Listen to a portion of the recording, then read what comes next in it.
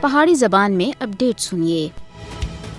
بھارتی حکومت کشمیریوں دی حق دی آواز کو دبانے دے واسطے جھوٹے الزامات لا کے انہاں کو نشانہ بنا رہی ہے اور گرفتار کر رہی ہے۔ حریت کارکن، انسانی حقوق تے محافظاں اور عام کشمیریوں کو انہاں دے عزم کو توڑنے دے واسطے جھوٹے مقدمات وچ پھنسایا جا رہا ہے۔ 5 اگست 2019 تھے ہزاراں کشمیریوں کو انہاں دے عقیدے دی وجہ تھی گرفتار کر کے مختلف عقوبت خانہ دے اندر بند رکھیا ہوا ہے۔ بھارت جان بوجھ کے اپنے سیاسی نظریات تے واسطے کشمیریوں دی غیر قانونی حراست کو اور زیادہ لمبا کر رہے ہیں۔ کشمیری نظربنداں کو انہاں دے کال آنن دے اتے دباؤ سٹنے اور مشکلات پیدا کرنے دے واسطے دور دراز دی بھارتی جیلاں دے وچ منتقل کیتا جاندا ہے۔ کشمیری قیدیوں کو بھارتی جیلاں وچ غیر انسانی سلوک دا سامنا کرنا پے رہا ہے۔ بھارت کشمیریوں کو انہاں دی آزادی دی آواز کو دبانے اور انہاں دے عزم کو توڑنے دے واسطے سزا دینے دے واسطے ہر طرح دے جبر دا استعمال کر رہا ہے۔ پی ایس اے اور یو اے پی اے جیسے ظالمانہ قوانین کشمیریوں کو بھارتی غلامی تسلیم کرنے دے اتے مجبور کرنے دے واسطے بطور ہتھیار استعمال کیتا جا رہا ہے۔ 5 اگست 2019 کہن کے اس ویلے تک 907 کشمیری شہید کیتے گئے ہیں، 2442 تے زیادہ زخمی اور کٹ تے کٹ 24904 گرفتار کر کے مختلف عقوبت خانہ دے اندر انہاں کو رکھیا گیا ہے۔ اس سال مقبوضہ جموں کشمیر وچ بھارتی فوجیاں دے ہاتھوں اس ویلے تک 54 کشمیری نوجوان شہید کیتے گئے ہیں